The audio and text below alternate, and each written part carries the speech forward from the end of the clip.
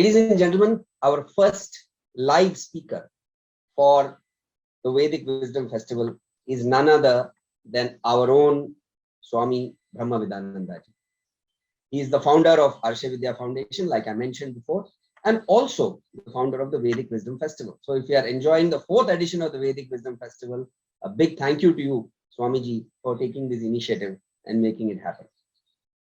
Swamiji insists, and he always puts his first line as description when we ask him for a CV, as a contemporary and traditional teacher, right? And I have now, experienced his teaching for close to 15 years now.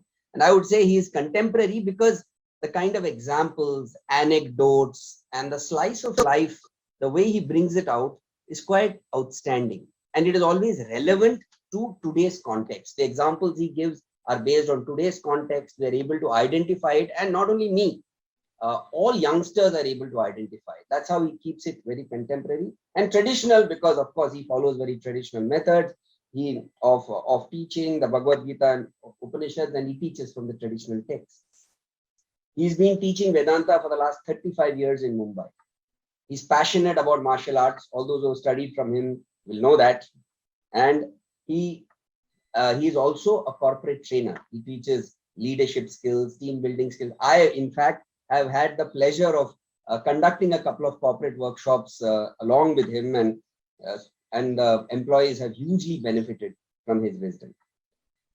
He's been described by his guru, that is Pujya Swamiji, Dayanand Saraswati ji, as a significant Mahatma.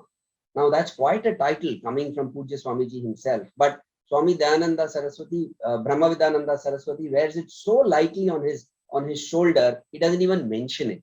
You will see it in a video later on where Pujya Swamiji is actually endowing him with that title. So I have introduced Swami Brahmavidananda. Probably this is the 15th time I'm introducing him in various forums. So yesterday evening, I called him up and said, Swamiji, what do I say? I need to say something new about you. Even I'm getting tired of saying the same things. So he told me an interesting story. And what he said was, I asked him, when did the coin drop that you needed to go to an ashram, that you needed the ashram life to really imbibe this knowledge, that you needed to go into a Gurukulam kind of setup. So he told me this interesting story. Some of you might have heard of it who are students, but if he met Pujya Swamiji in 1969, and he was attending classes, or occasional talks and all that. In 1972, Pujya Swamiji organized a camp in Lonavala. The camp was supposed to start at 10 in the morning, but because of some organizational mess up, all of them reached only at 1 in the afternoon. So Pujya Swamiji was visibly a little irritated. So he said, okay, we will have lunch and we will not have any more breaks. After lunch, we start at 2 and we go straight through. So they started at 2 after lunch and they went on till 8 in the night. 6 hours Pujya Swamiji spoke, and he made it a point to tell me that even the tea break, the tea was supplied in the room. They were not even allowed a tea break. So he spoke 6 hours.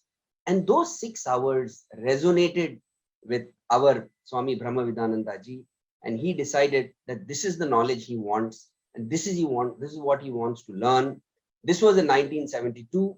3 years from then, after completing some of his familial responsibilities, he was at the ashram in Rishikesh in 1975 at the feet of Pujya Swamiji, and from there began his wonderful journey. And aren't we all happy that he did what he did when he did it?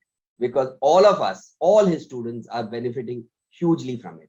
Thank you so much, Swamiji, and the floor is all yours. Welcome to the Vedic Wisdom Festival, sir, your own festival once again, and we are dying to listen from you. Swami Brahmavidananda Saraswati, ladies and gentlemen.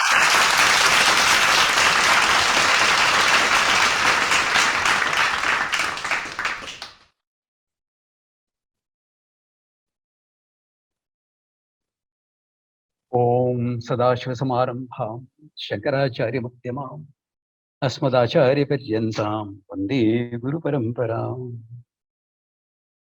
Nice to be back here on the festival. The topic was supposed to be, how does Vedanta work for me? When I say how Vedanta works for me, I mean for every student, how it is supposed to work. Okay. May not work like that. Because as we saw in Omkaranji's video, you may not be approaching the Shastra as meant to be approached. So when we have to see how it works, little bit understanding our human situation of why we need Vedanta. It starts with that.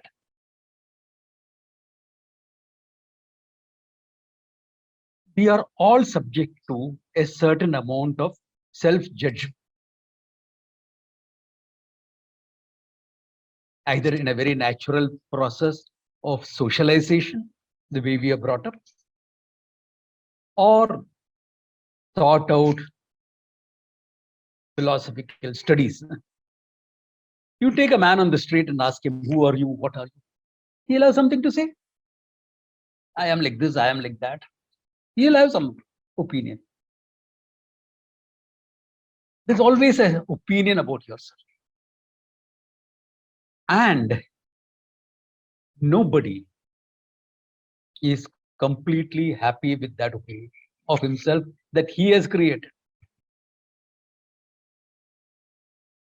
Nobody is completely happy.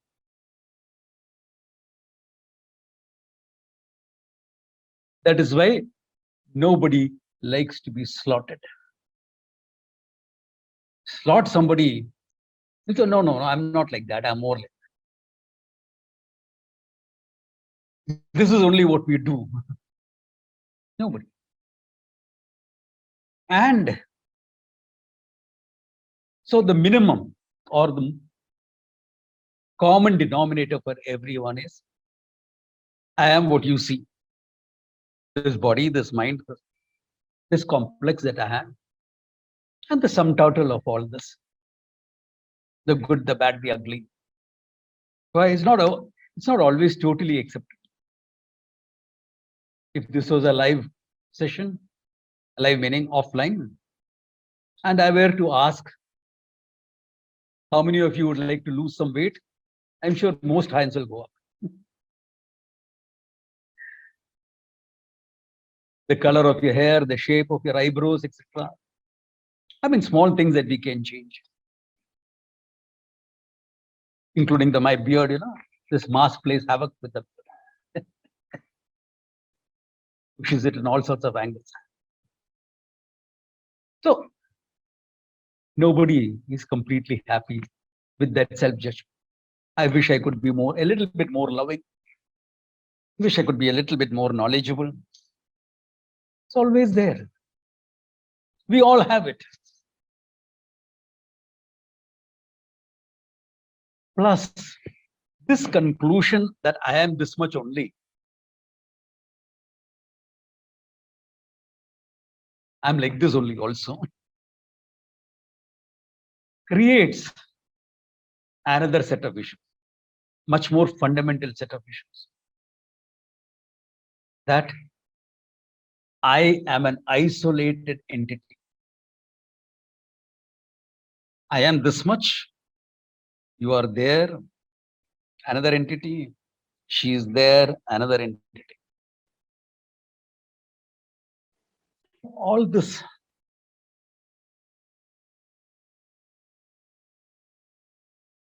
there is a sense of disconnect as well. Yes, with efficient communication, good relationship, we try to bridge this disconnect, this gap. But the fact remains, nobody is going to fully understand everything you're thinking and feeling, including the therapist that you go to.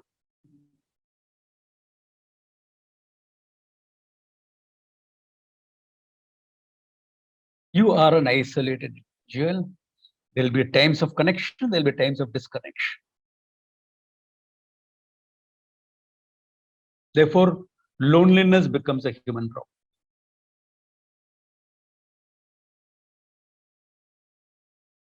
That is why in our homes, whether you are living alone or in a family setup, You will have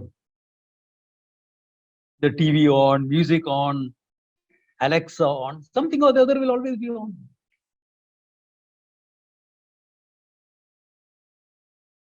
Or your phone will go on. Why? Connect. There's need to connect virtually also.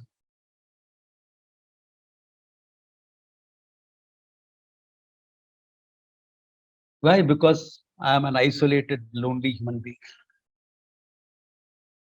This may not be very overtly felt by people except at certain moments, but it is there. Other problems, purposelessness in life. Many people of my generation or a little older have experienced. You worked hard, you struggled hard, finally owned a house for yourself, built a house for your son also. You booked a second home for your son. My son doesn't have to struggle like how I struggled. And that champion goes to States to do his masters. And then after a couple of years writes to you saying, I don't want to come back to India. I'm very happy here. I'm settled here. I'm applying for my citizenship and I will become American citizen. But I made a house for you. I don't need it. I have enough money for myself. You come here and spend time with me here. 40 years of effort gone down the drain.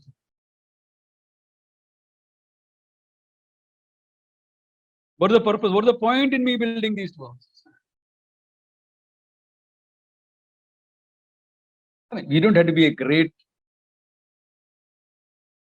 businessman or an industrialist to feel that. It's an average human being, you feel it.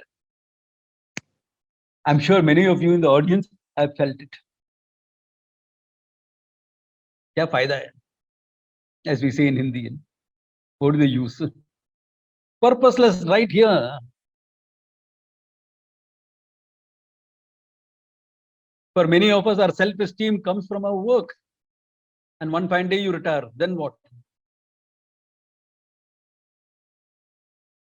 What next? So for want of something else, you'll attend some Vedanta class. Hopefully it'll bless you.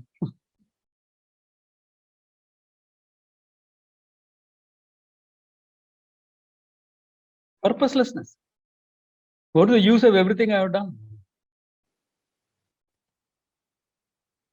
It can happen to all of us. Oh, I had done corporate training for 100 companies. Good. So let me go back and see the first company that I did my training 30 years ago. Nobody there knows about me. All of them are retired. 30 years. Acha, you're associated with our company.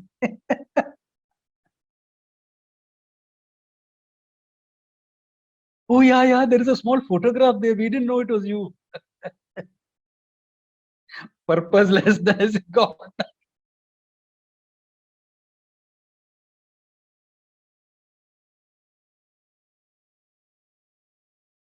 So there's a whole lot more that comes in existential philosophy, but these are some of the human problems that we all face. Isolation, loneliness, never being fully satisfied, never getting a sense of saying, fine. Moments we have last, doesn't last. How often have we told the Lord, Lord, give me this, I will never ask for anything else. How long?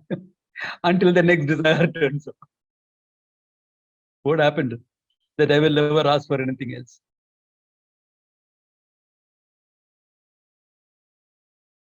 So we are dissatisfied individuals.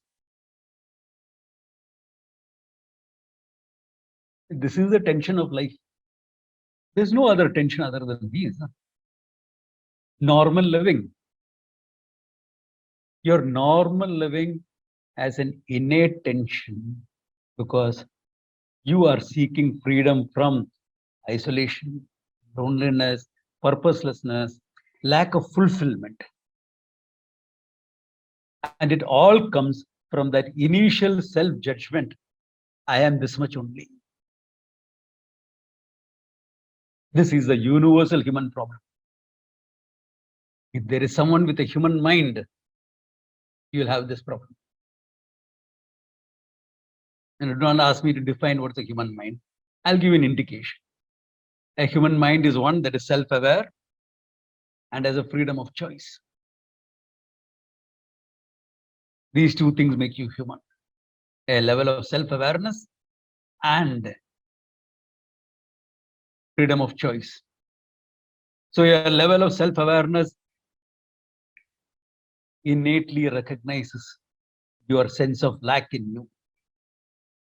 That I'm a wanting being. I want so many things to be complete. Though it's not, maybe not be spelled out so clearly. I'm only making explicit what is implicit in your minds. I'm seeking this. I'm aware of it. And I have the freedom of choice. Therefore, I go out in the world trying to get it through dharma, artha, kama, as Omkaranji said in his talk. Fulfilling artha, security needs, kama, desires, etc. for a sense of happiness with a base of dharma, universal ethics values, and doing certain things to take care of life hereafter. Insurance policy. Spiritual insurance policy. Okay. So this is where we go with. Not enough. At the end of the life,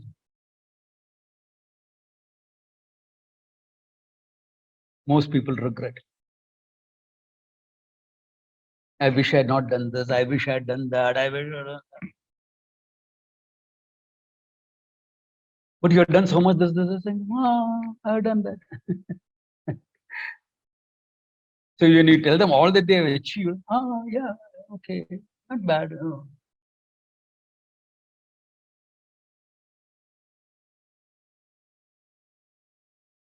This vague sense of dissatisfaction is universal. If you are a very self-aware individual, you will try to solve this problem directly. Difficult to be even aware of it. But if God's grace is there, you will come into some Vedanta talk like this program and be aware of it. Like how I was made aware of it by my teacher through his programs. That's why we do all the reaching out programs. It calls for a lot of time, effort, money. Okay? But we do this only for that. Somebody reached out to me and it blessed my life. Therefore, I reach out to people. So this is the human problem. And where does Vedanta come into the picture? In the vision of Vedanta, the Vedanta's view of me is completely opposite of my view of myself. I see myself as a wanting, limited being. Vedanta sees me as a fulfilled being, as someone who's free from all these issues, as nothing but the source of joy and fullness of life. Oh, I would like to be that. And anyone who has dabbled a little bit in these type of spiritual books will know that all books will talk about knowing yourself. Okay, so I'll know myself. Why do we need Vedanta? I'm an intellectual. I have my knowledge. I can gather sense data through my perception, etc. Eyes, ears, touch and taste and sound and smell and this. I can gather all the data about myself and the world.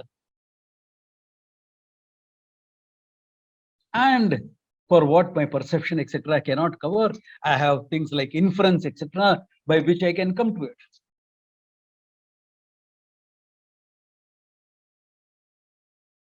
So why do I need to look into a thousands of year old book? That must have been valid at that time, not to me now. We are now in the scientific age. That's all orthodox, non-scientific. Yeah, Vedanta is non-scientific, okay?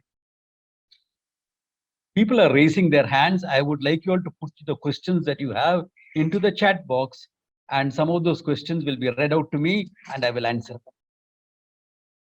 Raising your hands will not achieve anything. So, this is the vision that Vedanta has about me, and I think I can get it by my own means.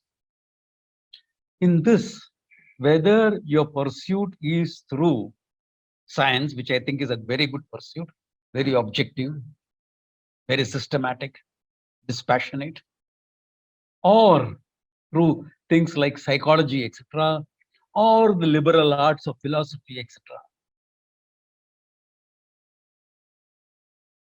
None of them will achieve it. None of them will achieve it. Take it from me, I have dabbled in all of them. In my Purvashrama, if I was not going to be an engineer, I would most probably would have been a theoretical physicist. And I was also interested in psychology, and I'd done a lot of reading up in psychology. In fact, many psychologists in India have come to me to understand the philosophy behind the psychology. It won't deliver the goods. Why? Because you are trying to be at both ends of the telescope, at both ends of the microscope. You are trying to be the seer and the seen at the same time. What you want to know is yourself, and who's the one going about trying to know? Yourself. How is that possible?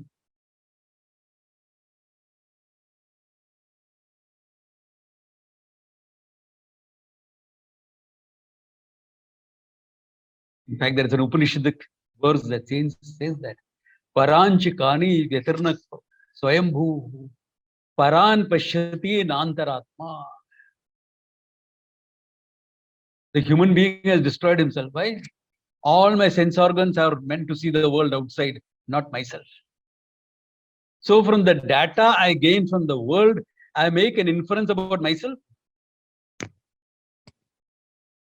Again, in the vision of the Vedanta, the Atma is not available for perception. And if there is no perceptual data, how are you going to make an inferential conclusion? That's why all philosophies are speculative.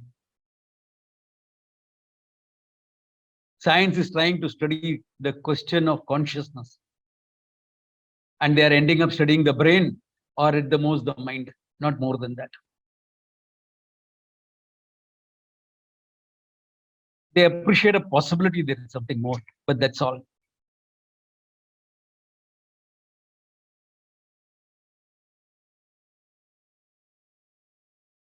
Therefore, I am forced to, if I am serious about solving the problem, this is important. Why? Because this is not ideological. I follow the ideology of science. I will go only like that. No, I will follow my liberal ideology. The pursuit of Vedanta is not ideological. It is not Hindu. Though it is the Hindu traditions that sustained it and preserved it, protected it, made it available. It is not only the rishis and sadhus that kept it alive.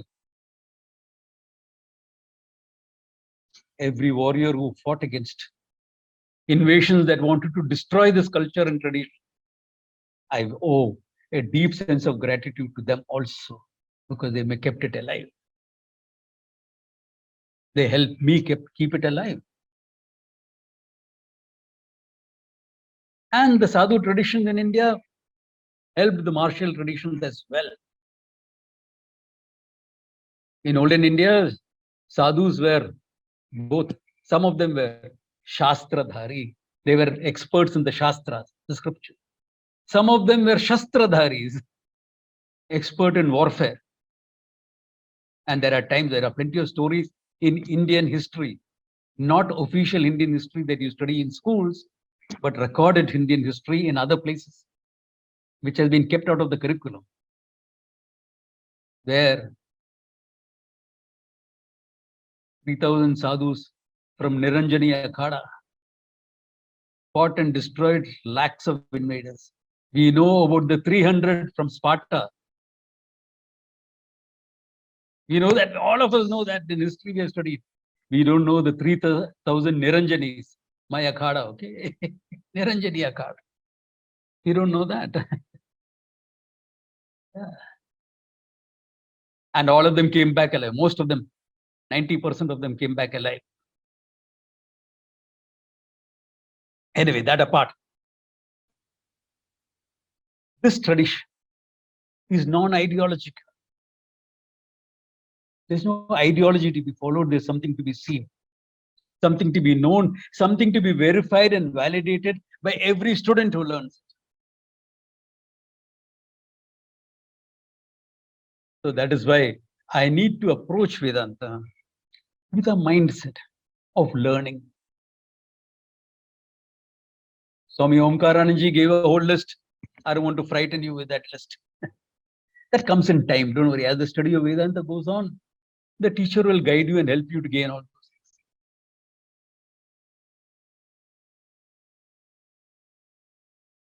And now look at the means of knowledge that I have, technically called as pramanas, pramakaranam, that which gives you knowledge, like my perception, inference, etc. They don't deliver the goods, because about the eye, no data available. Therefore, the pramana that comes in, the body of knowledge, has to come from an external source. So the one who gives me this knowledge about myself, that external source that comes, is whom we call a guru, my guru, whom I studied from. Where did he get it? From his guru. Where did she get it? From her guru. Don't expect me to be any more politically correct. Okay. So this guru, this parampara, where did it start? From where the creation started, from where the world started, from where all knowledge started, the Lord himself, Ishvara. That's why we start by saying Sadashiva Samarambha. And my guru right here, who gave it to me. So how does it work? How does it work? How does it remove the ignorance in my mind? Okay. Now the methodology, the traditional methodology, okay, of how it works. I will give it in a nutshell here, and if you all join the classes, etc., you will understand it much more. I said that the eye is not available for any perception. It is true. You can see it, hear it, smell it, touch it, etc. You can't do that.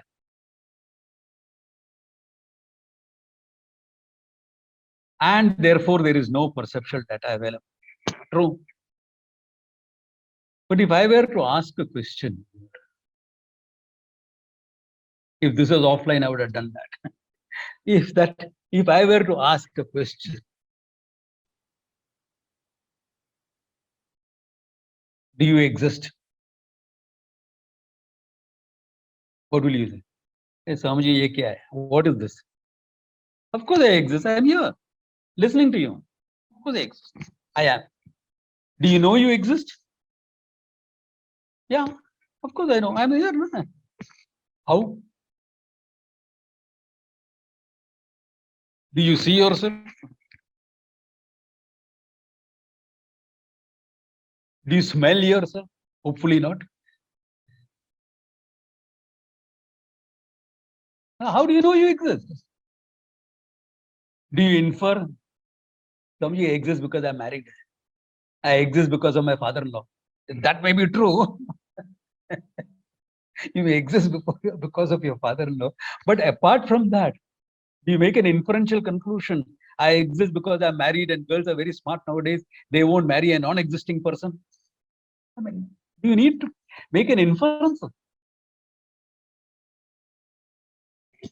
I know I am without any thought,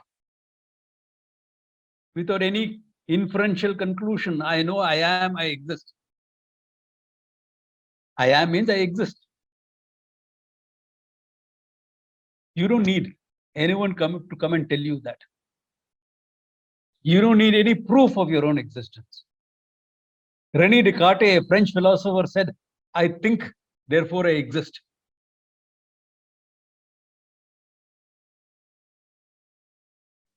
My reply to him would be, because I think I doubt what you're saying. Why? Because when you don't think also you exist.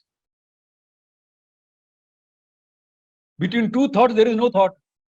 You are not thinking. Therefore, you exist, but you still exist, connecting up both the thoughts. Therefore, you exist even without thinking. Most of the people seem to be doing that anyway, existing without thinking. If you look at all the social comments that come up,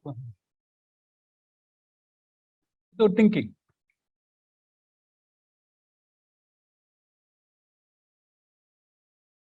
So I know that I am good. And it is because you're self-aware of yourself, an existing being, at the same time, you don't know what you are. So what is that I don't know. What you see is what you get. Immediately, you come to a self-judgment.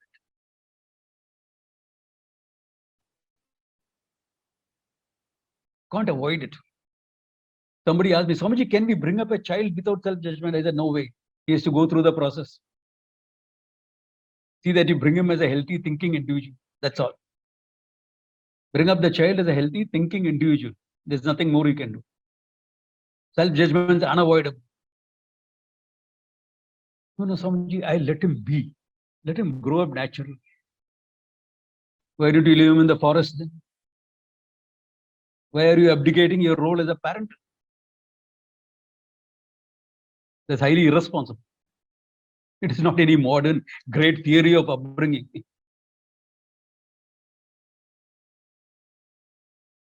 Even a wolf in the forest is better than that. The monkey mother is better than that. So you want to be worse than the wolf.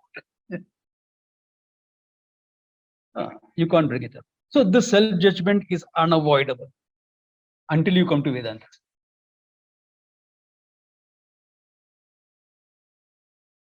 So Vedanta will start with a simple process of negating your self-judgments. That's why in the beginning, the study of Vedanta can feel a little, wait, what is happening to me?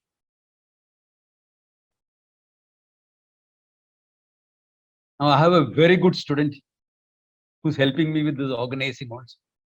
But when she first came to my class, she would go back home and for a couple of hours, she would not relate to people with. Why? Because she was so caught up in what I have said about this negation of your self-judgments, but she'd find it difficult to interact with people. And it's only for some time. After that, okay, you're fine. Okay? Because you assimilated it. Now, so what do we have to do? I have to negate now many of these self-judgments. The judgments you have made about yourself, from the roles that you play, it starts with that. And some roles you cling on to.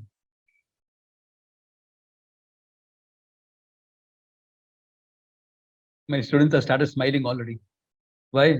Because they know what I'm going to say. Role as mama, you cling on to that role. It's not easy to let go of that self-judgment. I am mama. Why? It's an important role. One of the most important roles you will play as a parent. There's an old English statement, this they got it right. What is that? That hand that rocks the cradle rules the world. It's right. Because the future is in your hands, literally. So that role, but your role only with one kid, you're not going to make a global judgment that I'm mama based on that. There are other roles also that even if you want to drop, others will not let you drop. Doctor role, you go to a party, you want to take a break from your roles as a doctor. And there somebody introduces you, meet Dr. So-and-so. And the other person says, oh, doctor, very good. Doctor, I have this backache. You're going to drop you to the party to drop your roles. But that character doesn't let you drop it. I have a backache. Then you try to get around it. No, actually, my doctorate is in finance. Oh, very good tips on the stock market.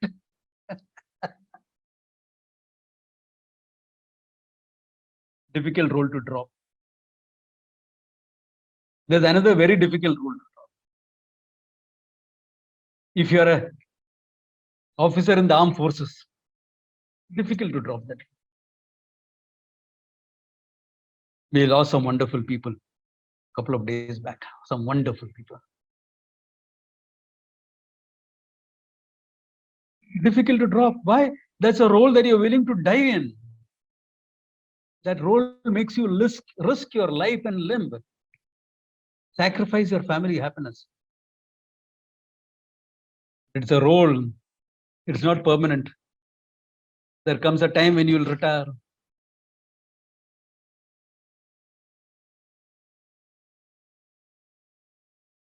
Yeah. General, Admiral, CDS, whatever. Comes a time when you'll retire. You picked up that role. And in the process, you picked up a role step by step by step. One promotion of the other. Not you. You are independent of that role. A role that you played, but you are much more than the role. You're the real that is filling up the role. The role is dependent on you. You are independent of the role. Like one of my students who was my commanding officer in the Battle of 71, Commodore Sunil Rajendra. He picked up that role and he dropped it as well. Says, no, I've done enough for the nation. Now my family needs me. Though he was being promoted to Rear Admiral. Because his boss was being promoted, Admiral Nanda, under whom we fought the Battle of 71. He dropped that role. Why? Because my family needs me now. My son has just had a heart attack and a young man. As a result of all the stress he has gone through. Role, drop it. You picked it up, you can drop it. Not you. All right. Okay, fine. Then, what are the other judgment that you have? I'll ask a simple question. Who are you? Tell me that. Swamiji, what do you see is what you get. I'm not the role, okay? I'm this. The body. Yesterday you said my body. Where did I say my body? You said I went to the gym and came back and you had such a good workout. My whole body is aching. I body, my body, what is it? My phone. Do you say iPhone? I know. Apple iPhone. But that apart. You never say I with respect to the phone. Even though it will, to an alien, it will apply, it will seem as though it is your appendage because always. You don't say iPhone, mine. Yeah, it's yours, all right. Not I.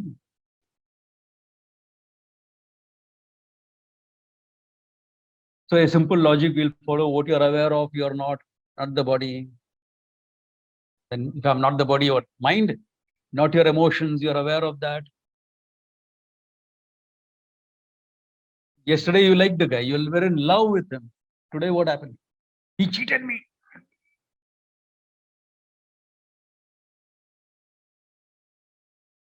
Does people really examine why it happened? No.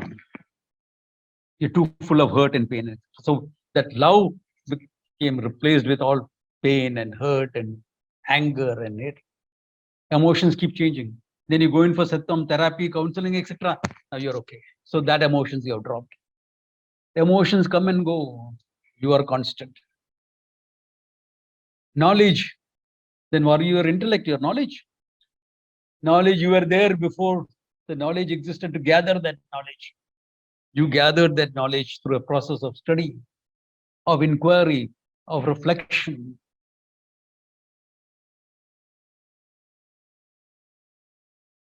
Swamiji, if I'm none of this, then I must be sheer ignorance. And if you're going to call yourself ignorant, why should I correct you? What is the teacher I have? Even your ignorance you're aware of. You are born totally ignorant. Ignorant about the world, ignorant about yourself. And over the years, you keep shedding ignorance. Gaining knowledge, shedding ignorance. Gaining knowledge, shedding. Sometimes you don't shed ignorance, but you try to gain knowledge. That's called mugging in school. You superimpose information on top of ignorance. I'm not talking about that. I'm talking about shedding ignorance.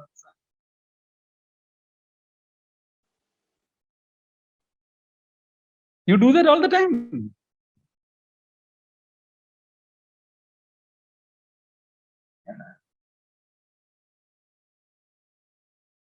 This pandemic, I dropped a lot of ignorance about how to function with a laptop and things like that. I'm still not very savvy with it, but I have some very good students who help me with that. Yeah. But you should ignore. Some things go, some things remain. So you're not your ignorance either. Then what are you? There's only one thing you can say safely. I'm the one that is aware of all that. I'm the one that is aware of all that. Then what shall we call you, Mr. Awarer or Miss Awarer? Right? Because you're aware, no? But awarer you are with respect to an object of awareness. With respect to yourself, what are you? In the vision of the Shastra, you are nothing but pure awareness consciousness. You are nothing but pure consciousness that with respect to an object of knowledge appears as an awarer. You are always that pure consciousness. This is a process of Vedanta starts working. It's only when you have dropped your roles, dropped your body identification, that Vedanta really comes into the picture. Drop means what? For the time being. You can pick it up for your functioning. Like how you pick up a role. Right now, I'm playing the role of a teacher. In the lunch break, when I meet all the people, I'm a buddy, I'm a friend. Drop the role of teacher. Teacher is not permanently stamped on you. And teacher I am to those people who come to my classes, not others. I'm not Jagat Guru. Even those who call themselves Jagat Gurus are not really Jagat Gurus. They are Gurus to the people who come. But they are called Jagat Gurus because they are capable of teaching the whole world. That's all.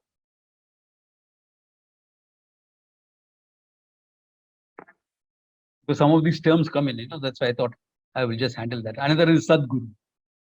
Sadguru is someone who will teach you about the Sat, the reality. Whether he is educated or uneducated, that's a different question.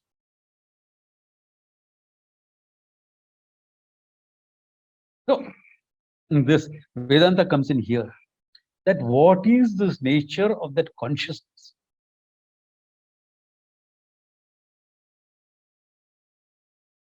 Why?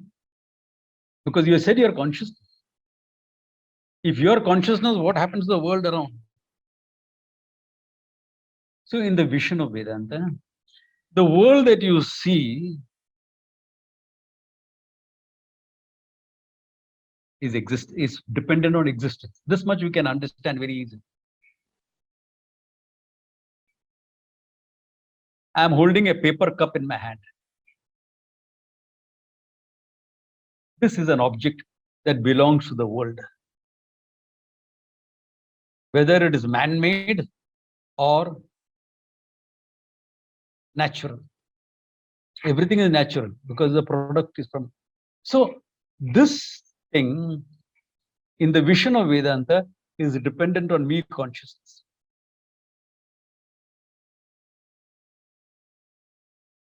Difficult to swallow.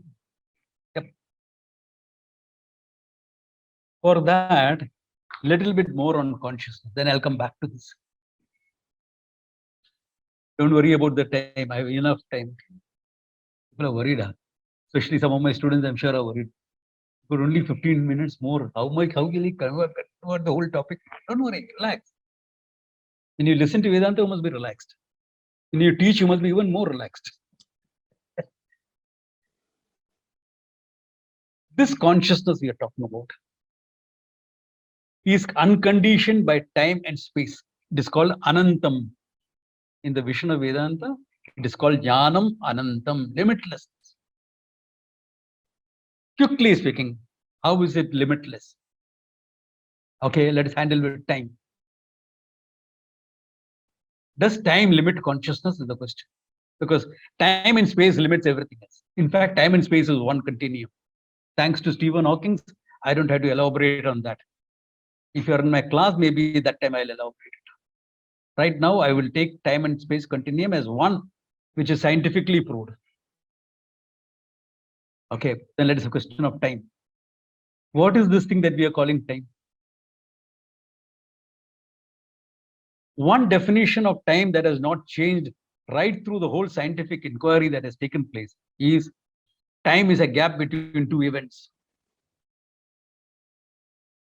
The event used for measurement of time has changed from sunrise to sunset to the pulses of a quartz.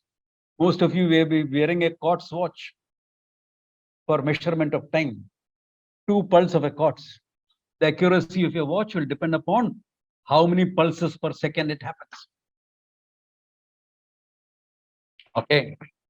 So from sunrise to sunset, we have moved to 2 pulses. Again, another definition in science is, I'm using the scientific knowledge to explain because it's easier for you all to understand that. I could explain this traditionally also. This is where the contemporary part comes in. What Suresh talked about in the introduction. Okay. Now look at this. Again, in science, there is no event without an observer.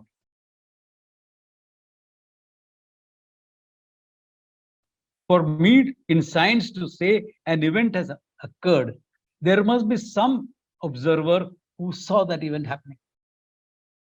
So 2 observations, 2 pulses of a quartz are 2 observations, because otherwise how can you see it happen? 2 observations are 2 thoughts in the observer's mind. Therefore, what we call as a gap between 2 events is nothing but the gap between 2 thoughts.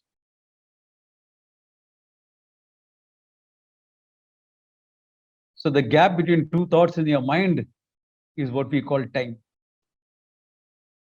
And the mind is nothing but a manifestation of the consciousness you are.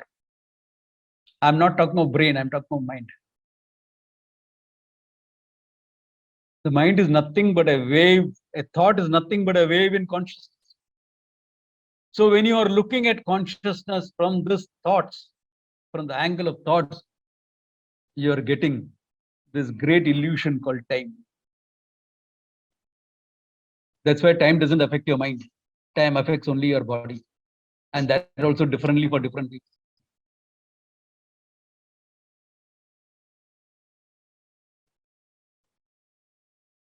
So the time which does not affect your mind, how can it affect your consciousness? So the consciousness is unconditioned by time. Anything unconditioned by time is also unconditioned by space. Therefore, consciousness is spaceless, timeless, not conditioned by time and space. This is how Vedanta is working now. If something is unconditioned by time and space, it is limitlessness. It's otherwise in Sanskrit called as Anantam. There is no limit. Then we come to this. My paper cup, remember I used as an example.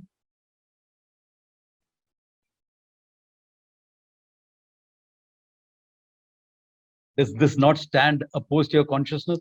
Now this is Upalakshana, symbolic of the whole world, okay? But does it not stand opposed to consciousness? Inert object. Really? Let's examine that. This paper cup that you're talking about, okay? This paper cup. Let us examine the truth of this cup. Again, I'm borrowing arguments from science, okay? Because all of you are familiar with it. I hope. I trust. Paper cup. Okay. What is it made up of? What is the truth of this cup? Paper. So this cup, the thing that you call as a cup, is actually speaking nothing but a form of paper. Because paper can be in any form. It can be in the form of a book, can be in the form of a newspaper. Here it is in this form. All right. So cup is form, paper is the reality. Follow me carefully, please. All right. So paper is the truth of it. Paper is the reality behind it. Nah. Paper was wood pulp. Once upon a time, this was a living tree. We think we are being eco-friendly, okay? Not really. This was a tree. Okay, so what is the truth of the paper? The truth of the paper is nothing but wood pulp. The truth of the wood pulp? What is wood pulp made of?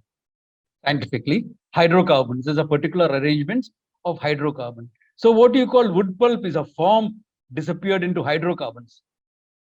But hydrocarbon is a molecule. It's an organic molecule. It's a certain arrangement. Therefore, it's a form. Hydrocarbon disappears into the atoms.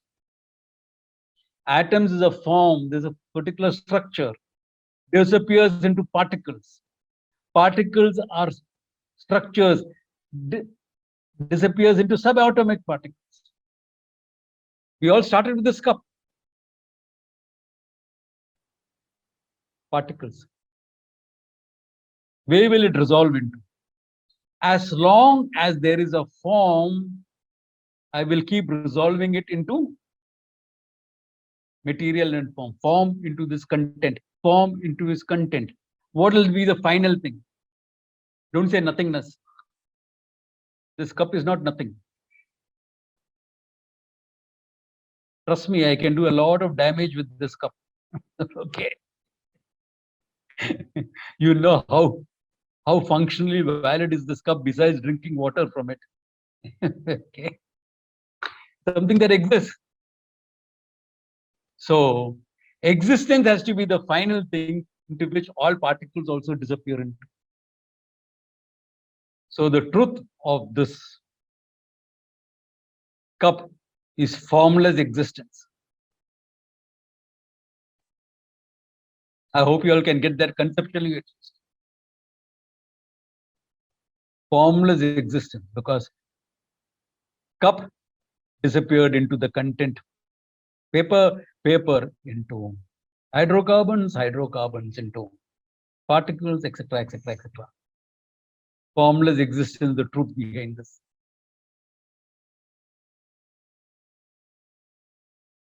I can bring in energy, etc., also into the picture, but I don't want to confuse you. Now, this is formless existence. I am formless consciousness, limitless consciousness. When I say formless, what do you understand? Amoeba? Amoeba is shapeless, not formless. It's got a boundary.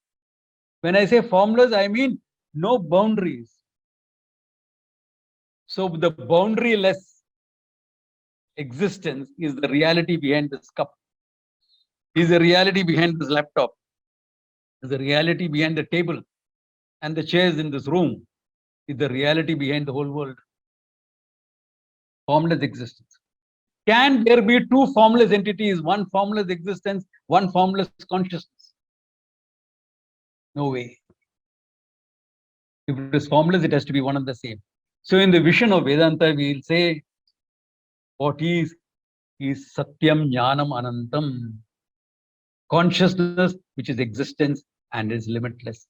There is no existence and consciousness separate. What exists is consciousness, and the whole world, the whole universe, the whole multiverse is nothing but a manifestation from the consciousness, and that consciousness is you. That consciousness is you, because we started with you. Remember, I. Who am I? What am I?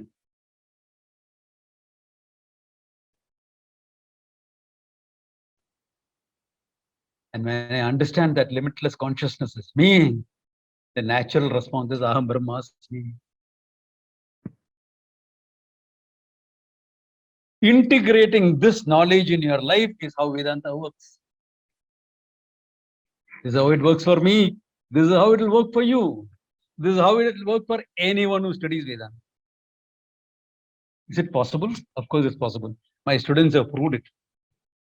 Not only my students who have taken sannyasa, but all the others who are helping me. They are at various levels of proving it right for themselves. Like paying tribute. You paid tribute to Omkaranji, always mentioned Commodore Sunil Rajendra. He is also no more. He is one of my students who was into that. He is also my commanding officer in the Navy. And I also have to mention another student whom I lost recently, not due to COVID, natural old age, died peacefully. Some of you will know him. He was called Sahaya. Kesari Nandan Sahaya, big mustache. And he got up in the morning. Last 2 years of his life, his health was not too good. Therefore, he was homebound. But he was always in touch with me. He used to be a regular in my class and always in touch. And he got up in the morning, had a cup of tea with his wife as usual. Then he said, I will lie down for some time. Went to his bed and his wife followed him. He lay down, crossed his hands on his chest and said, Aham Brahmasmi, and left. What a way to go. Validating that knowledge. He lived his life validating this knowledge.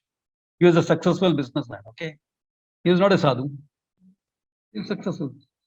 Therefore, anyone and everyone, if you come to Vedanta, you can validate this in your life.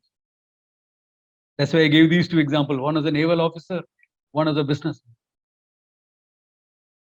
Okay? I'm talking about the non-sadhus here. Sadhus and I want to talk. Sadhus and teachers, they are, that's fine. Yeah. I'm talking about the others. And there are many who are on track with it. On track. So, this, in brief, is how Vedanta works. In brief. Okay.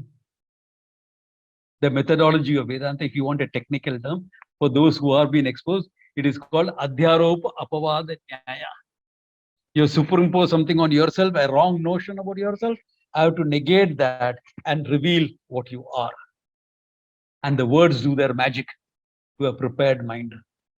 They know how to prepare that mind, etc. We will see it during the talks. These 2 days, we will see it in terms of lifestyle, in terms of this, in terms of lessons from the Gita, etc. We will see all that. I'll even connect up martial arts with this, etc. in the later session. So this is a good place for me to stop, take a pause, and handle any questions that may come up. So Suresh or Swami, is there any questions that have come up?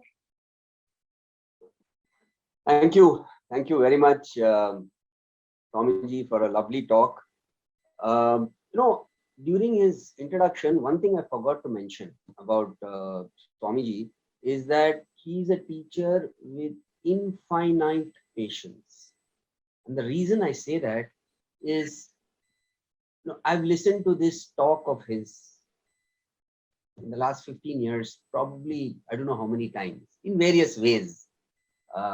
This introduction, in a way, an introduction to Vedanta. It's still the basics. It's an introduction to how Vedanta works for all of us.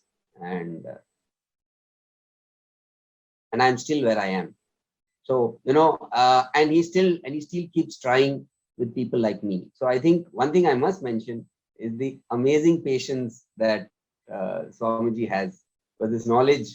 While when he explains it, seems so easy to understand, but takes a long to assimilate. Yes, Swamiji, we do have questions. We have a question which says, could you explain the meaning of ego used in Vedanta? Is this the same as Atman or Brahman inside us? And there are a couple of related questions to it. It says that within the limited knowledge we have, we tend to move away from those who trouble us, as per our definition. Is this correct? Because changing them may be futile, and we could also be wrong, and our arrogance stops us from changing. So how do we handle it? Okay, good question. First, let me handle the one with the ego. No, the ego is not Atma or Brahman. The ego is the opinion we have about Atma and Brahman. The real I, is nothing but the pure consciousness, which is called Atman or Brahman. Two words, but one entity, consciousness. Atman used when I am referring it to respect with me, I. Brahman used when you are using it with respect to the universe. But both mean one consciousness. Atma, Brahman is one and the same. Ego is the concept that you have about yourself. Mostly incorrect. Okay? Mostly incorrect because why do I need this concept? It's a useful concept. It has got its problems, but it's also useful. Because if I have to function in the world and I say I'm a Vedanta teacher, that's a concept I'm creating now around Atma Brahman. I can't say I'm Brahman and keep quiet. I'm Brahman, all right, playing the role of a teacher now. Therefore, that concept that is created is called the ego. Why is it called the ego? Because most people don't know the Atma Brahman. They take their concept as reality. So when you take the concept as your reality, I am this much only, I am like this only. When that concept is taken as you, it is your ego. It is not used in the sense that we use in the world, he has got a big ego. There it means pride, arrogance, etc. Here in Vedanta, even a good person, a noble person, a humble person has an ego because they have a concept about themselves. Only when you know the truth, you will take the concept as a dress that you are wearing, like your formal clothes. You wear your formal clothes and go to work. So it's a dress that you're wearing. Similarly, ego is a dress for a wise person to function in the world. So the wise person also has an ego in that sense of the word. The ignorant take the ego as reality. The wise take the ego only as a dress. Now to the other question. I hope this is clear. To the other question that dealing with people. Well,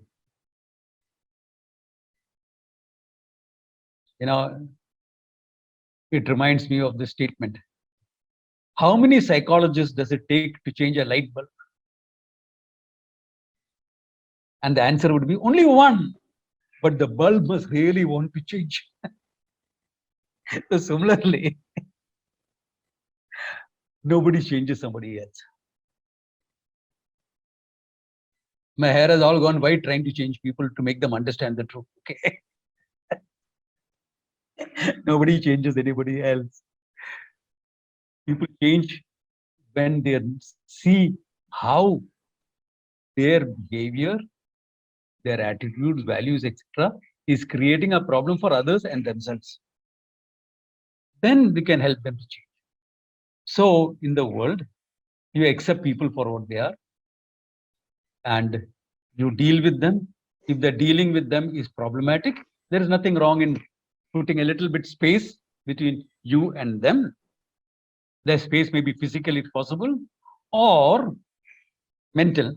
Create a middle mental space within both of you so that you don't internalize everything that the person does or says, but you accept the person for what he is. I'm not saying you should be all kind and friendly and compassionate and give them a hug. No. I'll accept the terrorist as a terrorist, but I won't be going and giving him a hug. Okay. Where's my rifle gone? Yeah. That's how I'll deal with it. But I'll accept him for what he is. I'll put some space, let him be beyond my borders, then there's no problem. So you create boundaries, you create certain limits. At the same time, you work to understand that there's only one limitless consciousness. That consciousness that is manifest in him and the consciousness manifest in me are both one and the same thing. The problem is only with the mind and thinking there and the mind and thinking here. Beyond that, we are nothing but one consciousness. That is the aim of understanding. Functionally, you deal with it. You think there aren't people in my life that I keep at a distance with?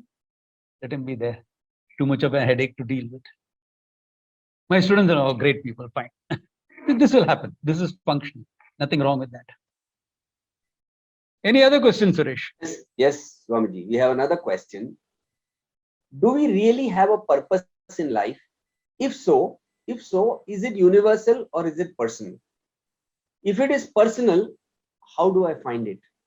And I think there is I'm not sure, but I think there's a related question. It says, Pranam Swamiji, could you kindly explain apraptasya prapti and praptasya prapti? I don't know if these are related, but looks like they are. Obviously, when somebody has asked the question, praptasya prapti, apraptasya prapti, he has listened to some Vedanta. Okay, so keep it there.